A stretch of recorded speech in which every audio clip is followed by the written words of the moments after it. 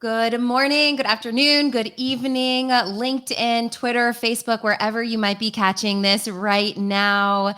Today is Friday, first Friday of May, and I have the beautiful Dona Sarkar with me today. She has such a special place in my heart after hearing her speak to the a women's group during my MBA. And you told your story at Microsoft, who you were and your feelings towards fashion and creating a fashion line. And I was like, who is this woman? This is who I need. This is who my inspiration is. And so Dona, you just continue to be a force, whether we continue, talk online while I was at Microsoft. You're doing such incredible work leading accessibility at Microsoft now, previously HoloLens, Insider Program. I mean, like, what don't you touch? Let's be honest, because what you touch becomes beautiful gold. So thank you for being here. And thank you for everybody who's saying hello. Definitely say hi. Tell us where you're listening, watching from. Would love to see any questions and give them to Dona. So hello. Hey, Darlene. Okay, Hey, Dona. Hey, everyone. Hi. Oh, I love seeing all the people saying hi in the chat thing. That's cool. Yeah, that's fun. Yes, keep those coming. Okay, so we talk about, I met Rachel like 10 years ago, probably more. And I had gone to Austin. Was it Austin? Yeah. Yeah. To Macomb Business School to do a speech. It was at night and did a keynote, and we had a big mixer. And I remember talking to Rachel and thinking, this woman is going to do amazing things. And guess what? My instincts were right, because she pinged me after with specific questions. She's like, my goals are to get an internship at this place, and here's what I'm doing. And do you have any suggestions otherwise? I'm like, that's how to do it. That is how to do it. How to do it is not to vaguely reach out to someone and say, will you be my mentor? It was like to say, we met at this, here's the conversation we had, here's my goal, and here's what I'm planning to do. Do you have another suggestion? Because you keep it so easy, right? You make it so easy. Like, here's where I met you, and here's specifically what I'm looking for. The more specific people are with asks, the easier. But I just remember that so clearly about you, Rachel, because the last 20 years, you're one of maybe like 5 people who've done that. So I'm not even joking. That's such good advice. That's like good content right there, Dona. Like the whole mentorship and how you reach out to people, like that can make a whole other session. But thank you. I really received that. My mom's here, Marilyn Lee Min. Hi. Okay, so Dona, let's take a few minutes and just tell people a little bit about your background, what you've been up to with Microsoft, and then let's talk we're going to go deep into the fashion line, but let's give a little lay of the land on who you are. Okay. I'm Dona Sarkar. I am from Detroit, Michigan. I don't know if there's any gold blue Wolverines out there, but I graduated with computer science back in the day. And I have been in the tech industry for 20 years, solidly in deep technology. So I started off as an engineer, I graduated to engineering manager, did all sorts of evangelism, advocacy type things. And now I'm leading the engineering team for Microsoft Accessibility. So what that means is that there are 1 billion plus people in the world who have a disability of some sort. This is not just folks you think of who are blind or deaf or, use a wheelchair, but there are people like who broke their wrist while skiing. There are people who are colorblind, like 1 in 12 men. There are people who may have a neurodiversity, like might be dyslexic, might have ADHD, might have autism, like many adults that or may have a mental health condition. And most people have uncovered one after this pandemic: social anxiety, slight obsession, fear of the outdoors. These are all real human things. So whether that disability is a permanent one or something that you're situationally aware of, my team and I try to build and adjust technology so we create a better world for everybody. And it turns out when you build a better world for people with disabilities, you build a better world for everyone, which is awesome. So such a privilege to be working in this space, because you get to see the immediate impact on humans, like billions of them. Yeah, and it's such a perfect with Mental Health Awareness Month, actually, and what you're talking about. I'm just curious, Dona, like, what are you working in this space now? What has excited you the most? Like project or example that you've been like, wow, this is really cool. So I will say there are two things that I and my team are creating that we are very excited about. We're not ready to unveil it yet, but it will be unveiled to the world. We're creating a set of mental health guidelines for technology and a set of neurodiversity guidelines. So what that means is that if you're building a tech product, whether it's web-based or like an operating system or like some sort of gizmo for your house, think a speaker. Mhm. What are some things you need to keep in mind so that you don't trigger mental health issues in your users, right? Like don't have notifications every 2 seconds, for example. Don't have weird flashy lights, for example. Mhm. Um, so the more options you give the user to kind of categorize their need as closely as they want, the better, without being overwhelming. So we're creating this set of mental health guidelines. On the other side are neurodiversity guidelines for folks who do have ADHD, for folks who do have dyslexia, for folks who do have autism. And these are all very different on the neurodiversity spectrum of things. So we're really looking at what does it mean to build for someone like me who has dyslexia, who may not be able to read screens, or someone who has ADHD, like half my relatives, where they, have the hyper focus gift, but also the scattered gift. So Mhm. it's both. And again, looking at all of the cases of people with ADHD who present differently. So we're working on these guidelines. It's really hard because it's not a binary yes or no question, right? It's not like, can a screen reader read this, yes or no? It's, does this work for a very large spectrum of humans? But I have never been so excited about anything in my career because I think this will be groundbreaking work and it will help not just tech, but all industries.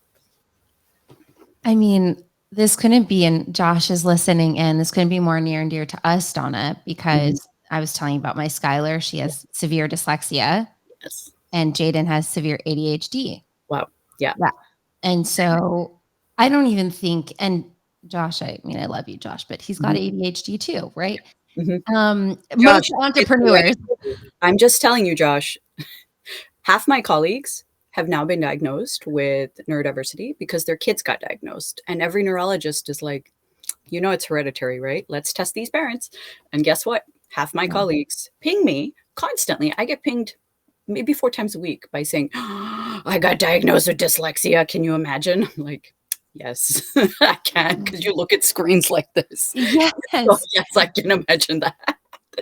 So, Josh, just letting Yeah. you know, you're not alone in our age group of people. No. And he said, he's saying it because there's a little delay, but my daughter is dyslexia and my son, and I probably have a little bit of both. Yeah. Mhm. Yeah. Like, Yeah, yeah. and I haven't even thought about what, like, the Alexa that we're using, the TVs that we're Yeah. watching, he's on his PC, like Yes. all of like how these could be triggering. Well, I mean, I know they're triggering when I'm like getting the pings. I know that, Yes.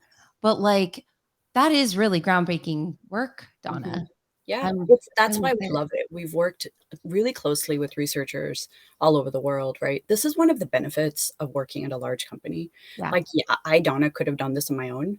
No, because everyone would say, "You want access to what?" I don't think so. Yeah. You have what resources? No. Do you have these machine learning models? No. Do you have the machines to do machine learning? No. So a human does not have the resources to do this. And often with like government bodies, you don't have the inertia, right, to do it because you have to get sign-offs from like every single person. And in a tech company, you run something like this as an experiment and say, let's see what happens, right? Let's take the research, put it into a product that people use, do before and after tests to see if they were able to achieve a set of tasks easier, right? And I think the big mistake is always trying to measure like how quickly did you do it? Like how productive were you? But it's like, how did you feel about this? Did you feel Mhm. like less horrible opening your inbox in the morning? It's kind of like that, right? Did you did your sense of anxiety about opening inbox and being like, now what? Did that go away? Did that lessen? So these are the kinds of questions we have to ask more than like, can you do it? Yes or no. So it's a learning for us as tech people, but I truly believe that this is the kind of work worth doing because no one else is doing it. Oh my gosh, Donna. Like I literally don't I have been wearing my Apple Watch Mhm, recently because I just have it's giving mhm. me anxiety. Yes, Like that's right. it is Constant. I've been noticing that every time it buzz, my heart Like, what? skips a second. I'm like, this can't be healthy. This Yes. cannot be healthy. Yes. No. So wow, it's amazing. Oh yes, we can't tell who this is, but is telling Yeah, us that 1/3 Americans having depression and remote culture, we interact with each other and technology differently. Yeah, absolutely. absolutely. Um, so I think this is a really fruitful way to move the conversation a bit, which is about being inside of a Mhm. behemoth of a company like Microsoft, right? And then still loving it, loving your job, Mhm. and being able to follow your passions, which don't just include a fashion line, but you're also a Mm. speaker, right? You wrote a book. Like you're a really incredibly creative human, Tana. And Mm. somehow doing it while like thriving and loving at Microsoft. So how how do you do this? What is your mindset when you're going about that? How have you been able to create space for the both and? So I will tell you one thing, and probably the most important guiding principle for me is chill the heck out. Um, People, they hear these, right? They're like, "Oh, you work at Microsoft, run a fashion line, are a speaker, write lots of books. Do you do them all in a day?" I'm like, "I don't even do them in a year." Like, no, no, no, no, no. Okay, so this is actually a juggling activity. Okay. If you were to learn to juggle tomorrow, the way you would learn is to first take a tennis ball and throw it from one hand to the other. And until you are throwing that tennis ball flawlessly without looking, until, I can just throw this tennis ball and talk to you without even thinking about it, I'm not adding a second tennis ball. Um, and this is the key, right? Once you can do that with one, then you add a second, and then you can do that with a second, and it takes a while to get used to. Then you add a third, then you add a fourth. But you don't add four tennis balls and they're surprised you can't juggle. Like that that's Yeah. not the way it works. So the way I did it was really start by being like pretty competent at my day job, right? Not like foremost expert in the world, but saying I have a good grasp on how to be an engineer at a very large corporation. And once I knew how to do that, right, it's like I know what my energy level looks like. I will say that's probably the most important thing to know about yourself is what brings you energy and spend like at least, I don't know, 25% of your day working on that thing. And once you are able to manage your own energy and manage your own sort of productivity levels with your energy, then you understand like how to do the job, right? So much at a company is working around certain guardrails, like people have core hours. It doesn't matter what those are, just implicit core hours per team, like when you need to be available to others for things. And then when you get focused productivity, like actual writing code, which was my thing, could be doing designs, doing, product specs, whatever it is for others. But you need that time early in your career to figure out like when do you work best and where do you work best. Is Mm. it in an office in a workplace with the door closed? Is it in an open space with headphones? Is it, burrowed in a coffee shop somewhere? Like, where do you work? When do you work? That when is important. Everyone thinks like remote hybrid work is like where you work. Like, where is far less interesting than when. So I learned because I did computer science, which was classes all day and then writing my code at night, I am conditioned to write code starting at like 8 o'clock at night. 8 p.m. to like midnight are my primary code hours.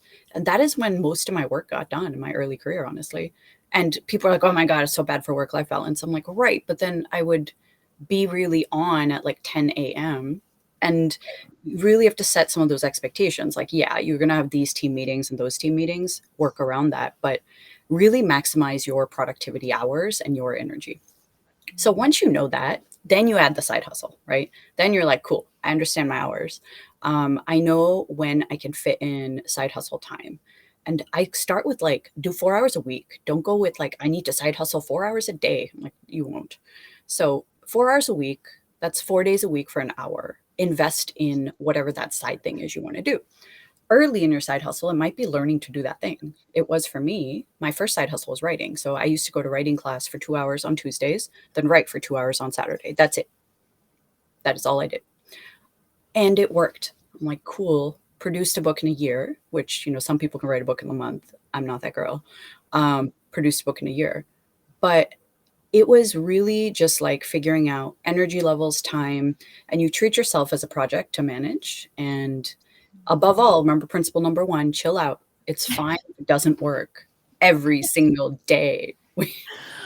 I'm laughing because I'm telling myself this, Donna. Mhm. Like, Josh I is know, like right? Josh is laughing. He's like, Josh "Yeah, is laughing. My mom's listening because they're always like, Rachel, like, you yeah." put too much pressure on yourself, like all Mhm. of these things, and I feel like when you're passionate, right, Donna, and like Oh, you yeah. have a vision and Yes. dreams, there's Yes. like that balance, right? Where it's like you also care and Yeah. you have goals and you want to create. But you're right though, like there's this like real understanding of yourself that you're talking about that I quite frankly just started to understand in the past few years. Yeah. It's taken a long time, Donna. Like, I hope that people, like, now with more awareness around mental health Mhm. will or learn, like, earlier in the 20s that, like, if how you're feeling right now, like, this isn't actually healthy. I Yeah. didn't do that really. And we didn't talk about it also. That's true. We've Yeah. never talked about mental health as much as we do right now in Yeah. society. And part of it is pandemic has done all sorts of terrible things. The one good thing it's done, many good things, but Yeah. it's done is really normalize the mental health conversation. And someone commented here, it's so important to talk about mental health because, that 1/3 of people with depression. Um, and here's the thing, like mental health affects everybody around you. It affects you, it affects everyone around you. And it behooves your environment and ecosystem for you to take care of your own mental health.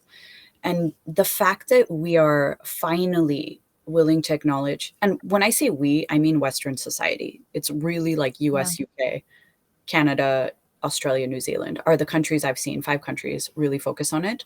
And every other place is like, it's disgraceful to the family to talk about it. It's like laziness. It's all sorts of things. So we need the rest of the world to kind of like be okay with it, but we have to understand it comes from cultural context, right? So the conversations that work in our society are not going to work in, say, where a place I spent a lot of time, like Jakarta in Indonesia or in Colombia. So we really have to change the language a little bit when we talk to people in other places. But I'll tell you, Rachel, probably one of the major things that younger people in career can think about is what are some things I can do every day and every week to take care of my mental health?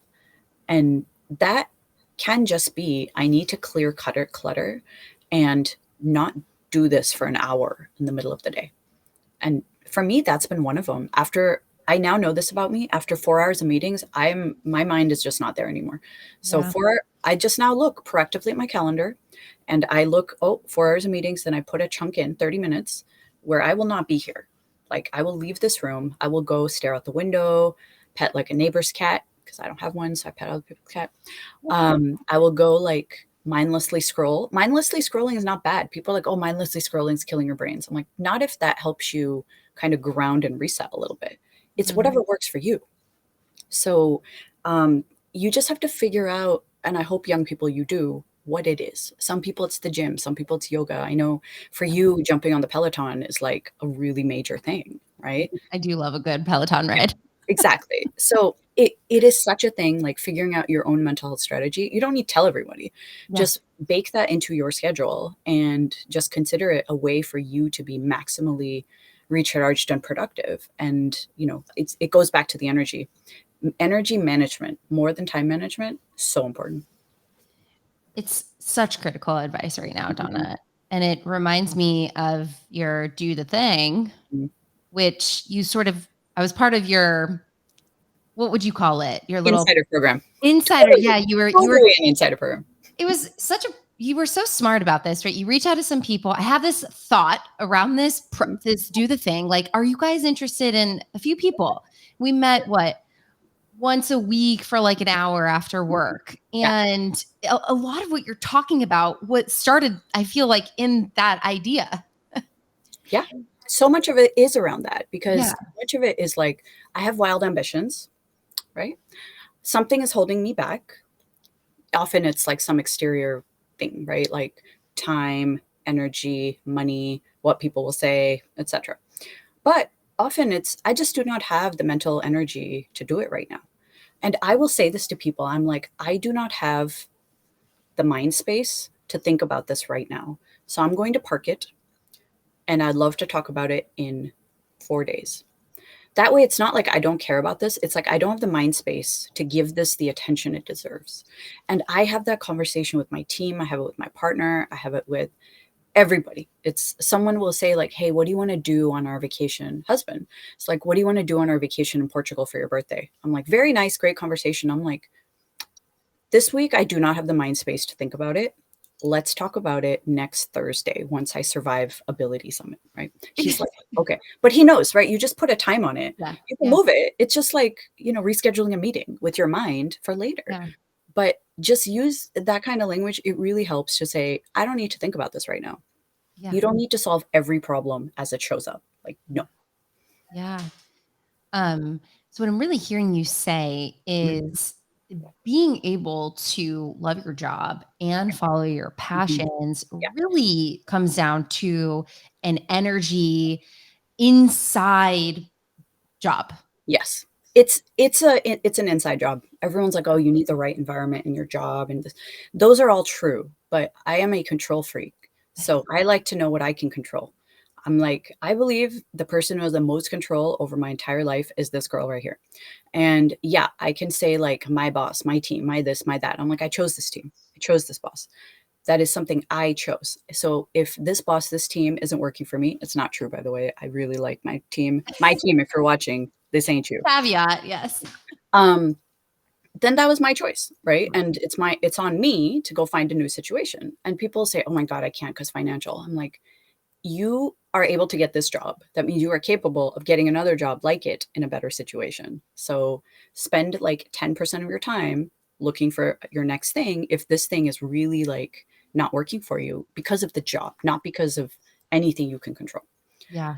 But I will say with corporate life, it's so important to not just treat the day job as like, yeah, I kind of show up, check a few boxes and leave, because you will hate it. And people will not like you either. People can tell a checked out person because they're not contributing. So I find it's really important to be in jobs where I'm adding a new line to my resume, like every half a year or so. So if I'm not adding a new line, not like, yeah, I managed that team and did that thing again, but Yeah. shipped mental health and neurodiversity guidelines. Next year will be something else. So I set these 6 months objectives, like what can I add to my resume at the end of the 6 months? And if it's not a new thing, then I know I've probably run out of space in the job. So that's a conversation to have with management and such. And, not always, but occasionally I will move jobs when that happens, just to keep myself continually engaged with these things.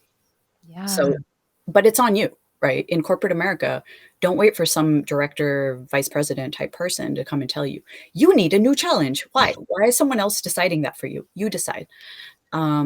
And if you do, proactively go look, right? Spend that time building the relationships Yeah. and figuring out like, what does your team do? What is cybersecurity? What is metaverse? What is Web 3.0? Would I want to explore that area for not lifetime, but like a year or two? Yeah. It's profound, and I don't actually, that what you're talking about isn't only for those that work inside of a company, Right. because I chose to leave, my Yeah. corporate job to Yeah. to do the thing and Right. pursue a new journey. And like, there's still everyday choices, right? Yes. In terms of the client work and setting up for, I was telling about our Web3 and everything. That's like, if something is becoming that energy drain, which you're Yes. talking about, then I still get to choose, Yes. how do I make it feel better? Like, Yes. that, so it's really, whether you're an entrepreneur, business owner, you work for somebody else, that it's such a powerful piece that I think that people are really starting to awaken to, Donna, Yes. over the last few years, is this energy, Yes. like, because we sat at home for so Yes. long. So long. And we don't actually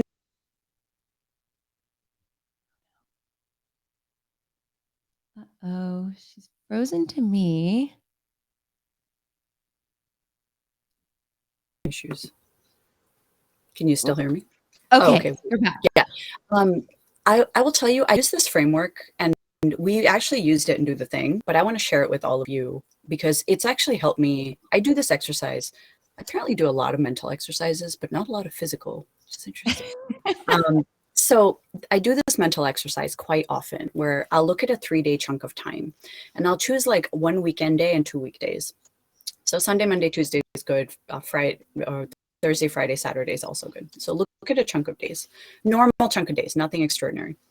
And say like, okay, out of each activity that went on, okay, whether it was wake up, scroll mindlessly, make coffee, drink it while staring out the window, this meeting, team meeting, one-on-one, meeting with blah, giving this talk, designing a new thing, whatever, all the stuff you do, going to the gym, write down all the activities you did. And it's easier to just document them as you do it. As soon as you do it, write it down.